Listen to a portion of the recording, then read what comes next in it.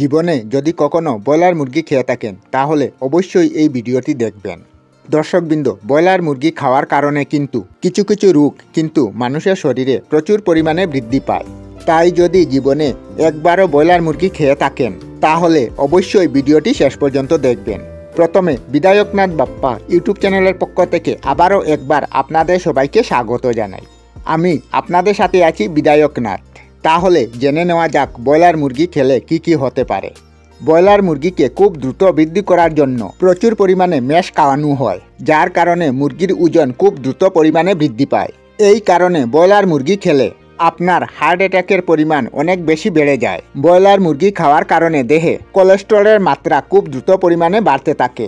মানবদেহের ওজন বৃদ্ধি করতেও খুব কাজ করতে থাকে এই ব্রয়লার মুরগি। এছাড়া ব্রয়লার মুরগি খেলে ফুড পয়জনিংও হতে পারে, যার সম্ভাবনা অনেকটা বেশি।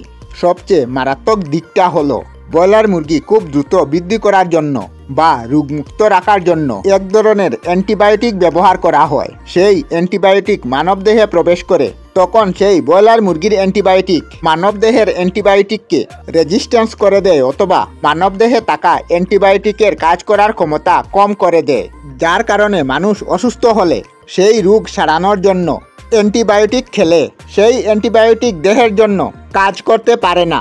তাই ব্রয়লার মুরগি খাওয়ার আগে আপনাদেরকে অবশ্যই সচেতনতা অবলম্বন করতে হবে। আমরা আমাদের চ্যানেলে সব ধরনের ভিডিও আপলোড করি, যেমন ব্লগ, নিউজ, কুকিং ভিডিও, ধার্মিক আলোচনা ইত্যাদি। যদি আপনারা এই ধরনের ভিডিও দেখতে পছন্দ করেন তাহলে এই চ্যানেলটি নিশ্চয়ই সাবস্ক্রাইব করবেন। আমি আপনাদের সাথে বিধায়কনাথ আজকের মতো বিদায় নিলাম। আর ভিডিওটি ভালো লাগে লাইক, শেয়ার ও কমেন্ট করবেন। ভিডিওটি সম্পূর্ণ দেখার জন্য অশেষ ধন্যবাদ।